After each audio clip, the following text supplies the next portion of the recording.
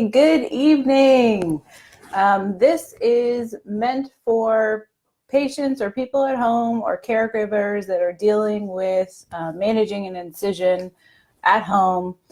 Thank you for joining. My name is Heather Flexer. I'm a doctor of physical therapy and I am a certified wound specialist, and Better Wounds is my baby.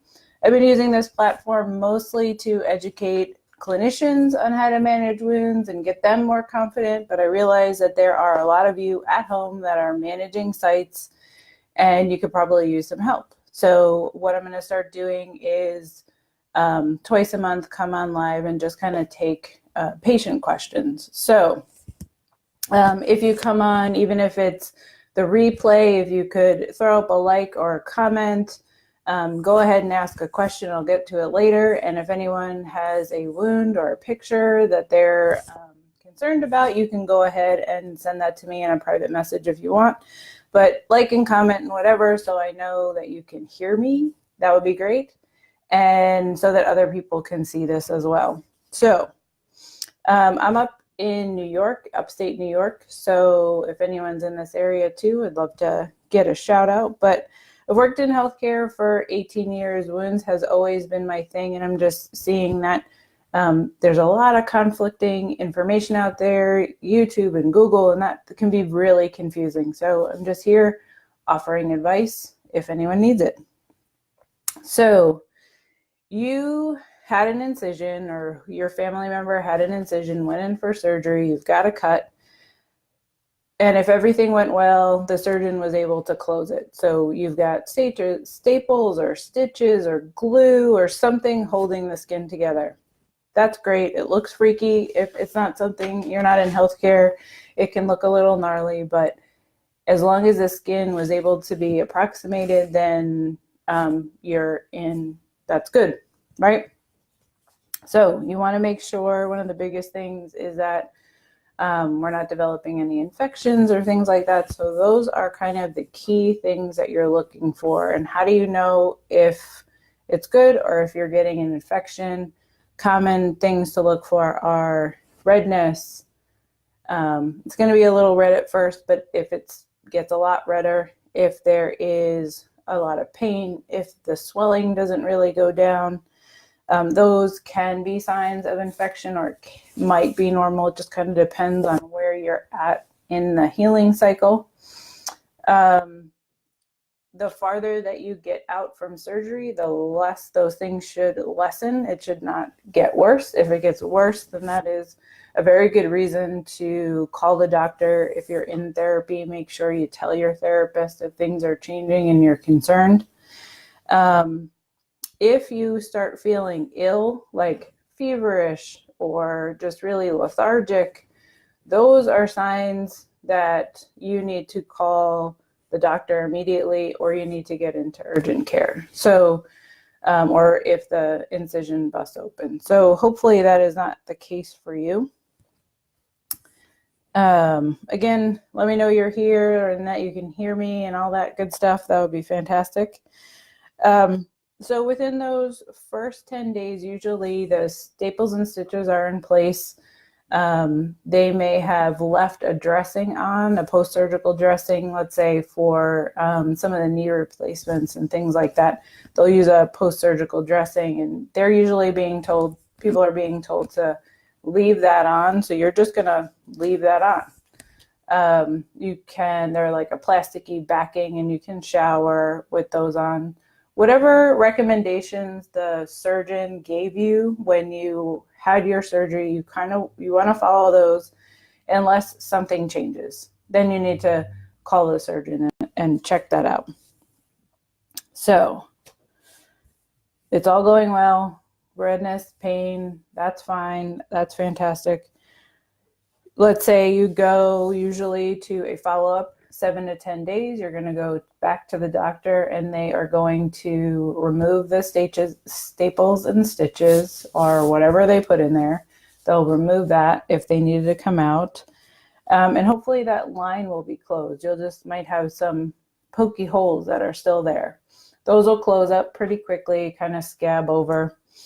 You do, with all of wound healing, You want to keep the area moist, but not wet, not really dry.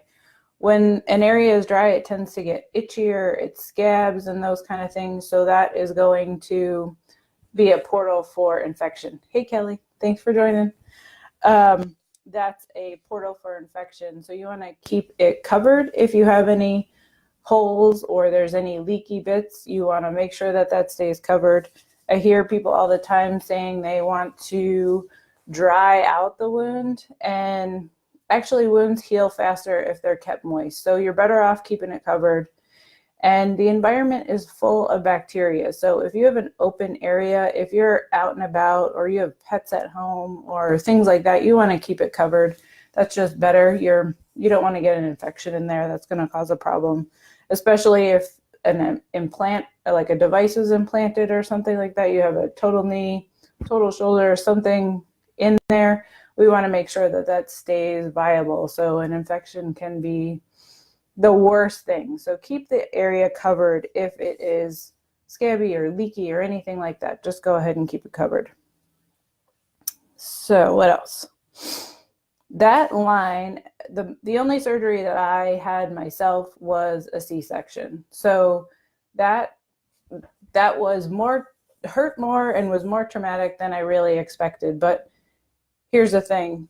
When they cut through the skin, they're cutting through the nerve endings and the blood supply and all that. So you can expect that you are going to be numb and have some pain in that area for quite a while. I was kind of surprised how long it stayed. It could be months.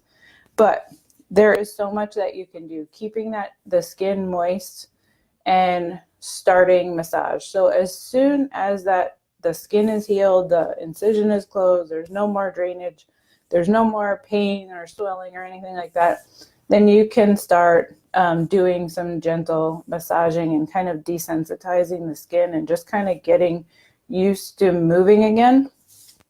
So I didn't feel like pulling out my C-section scar here, but so when you're starting, it's not the best. I don't think you can really see that. So I just drew a line on my arm, but my line itself was very sensitive. So you want to kind of start away from the line and just getting used to having the skin move. You don't have to be that like methodical with it. Just go around, get used to moving it.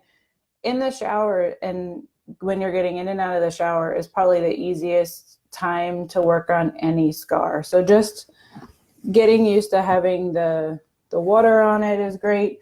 I've seen some people, as they improve a little bit, they're really sensitive, using something like a toothbrush and going across the line.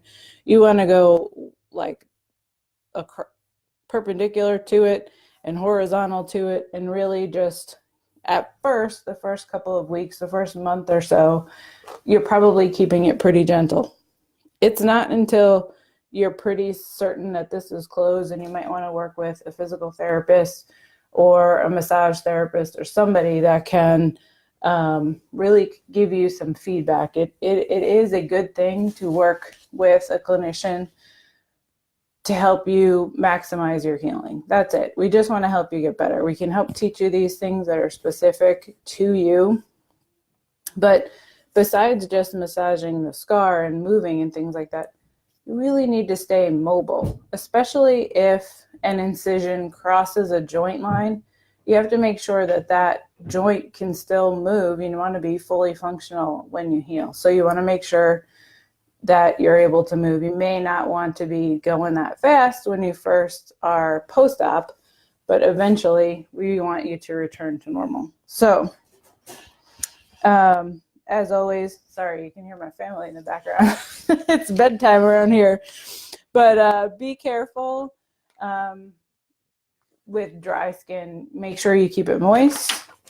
Any creams and lotions that you're comfortable with are fine, pretty much, if the skin is closed.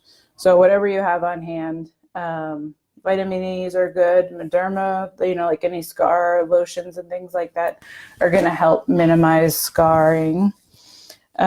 Just before you're going anywhere near the incision, make sure you are washing your hands. We don't want to get anything in there. don't scratch with your nails, right? We're using the pads of our fingers, not the nails. If all goes well, your incision will stay closed and your skin will stay approximated and everything will be fantastic. Sorry, that's super distracting to me. So keep it moisturized, keep it subtle, put the oils on there. In my experience, a lot of people aren't working that scar and doing enough massage on their own, and they're not going deep enough. So that is absolutely something that your therapist, your massage therapist, can help you go deeper and really figure out where to go and how to do that. But thank you for, let's see, what else? Joining me, throw up any questions. Let me know if you're here. Massage therapist, let's see. So if it's not progressing, like you feel like there's a restriction, like for my section, I had a lot of pain that didn't go away as fast as I thought that it would. And I really wound up needing to be a lot more aggressive with my scar management. And that's something therapists will talk about all the time. We see this stuff all the time. You need to kind of be aware of your pain level, communicate that with your physician. But a lot of times that is something that can be worked on. It's just some soft tissue work that can really help. If anyone is on here or sees this at another time and you're worried about what your scar or your incision line is looking at, you can feel free to send a picture to me, either a direct message. You can drop it in here. You can drop a comment or a question in here. I'm happy to respond. If anything is a little bit more complicated, I am available for consultations, and it's a lot easier to talk about things one-on-one and more patient specific. So feel free to reach out with your questions or concerns. This was the first one. Thanks for joining me today, but I'm going to be doing some more. I think the next one is probably going to discuss if your incision doesn't stay closed, like what do you do if it opens up? So that might be a little bit of what we talk about. If you catch this on the replay, please just drop a comment or a like or something so I can get this information out to more, and I'd love to get your questions. So reach out and message me again. All right, thanks. I'm Heather Flexer, Better Wounds. Check me out. Send a message. Bye.